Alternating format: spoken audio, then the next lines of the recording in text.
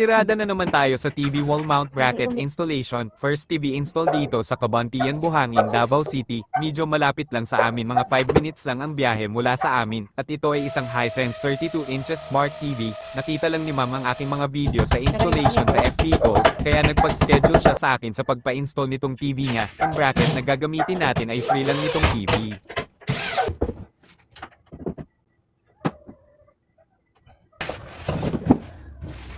Second TV wall mount bracket installation dito sa DCAT Tigatok. Ito ay isang Skyward 55 inches Google TV. Nakontak lang ako ni ma'am sa aking page ang TV bracket Davao. Yung pagpunta ko dito wala si ma'am, ang kanyang trabahante lang ang nandito sa kanilang bahay na gumagawa nitong TV cabinet. Dito sa Deca sobrang tigas talaga ang kanyang wall. Hihingi lang tayo ng tubig dito para di magbabaga ang ating drill bit. Full motion wall mount bracket ang ilagay natin dito sa kanyang TV. At nagpaalalay na lang din ako sa kanyang tauhan dito sa pagbuhat nitong TV kasi medyo mabigat.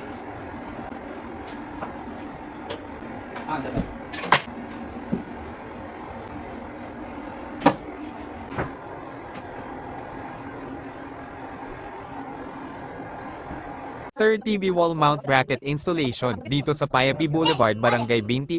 Ito ay isang Skyward 55 inches Google TV. Bagong bili ito TV nila sir, kaya agad nila ito iPa wall mount. Nakontak lang kami ni sir sa marketplace ng Davao City.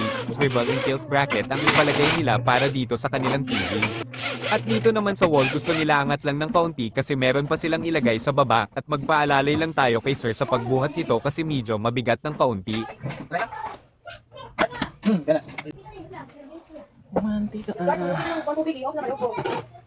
Ikaapat na TV wall mount bracket installation dito sa Deca Talomo, Phase 1. Ito ang isang Envision 32 inches Android TV. Sa aking page pa din nila ako na contact para dito sa TV wall mount bracket installation. Full motion wall mount bracket ang ilagay natin dito sa kanyang TV. Sa pag-install ko dito, ask ko muna si sir kung hanggang saan ang baba ng TV.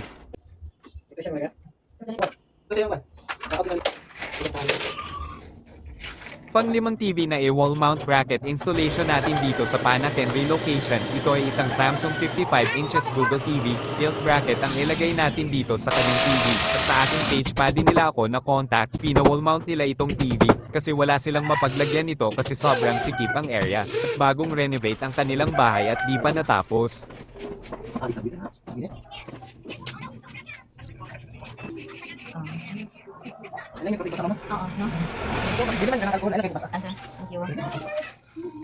Pang-anim na wall mount bracket installation natin dito sa Torrel. Ito ay isang TCL 50 inches Google TV. Sa aking page pa din nila ako na contact. Free ng TV ang bracket na gagamitin natin dito. Sa nais magpa-TV wall mount bracket, maaari ninyo lang kami PM kung ilang inches at location kung meron bracket o wala para ma-estimate namin ang cost of installation at pwede ninyo din i-visit ang aming page at grupang TV bracket Davao or sa aming YouTube channel Chris Zolde Cortez. Nandyan po lahat ang aming actual installation. Maraming salamat po. Installation by TV bracket Davao.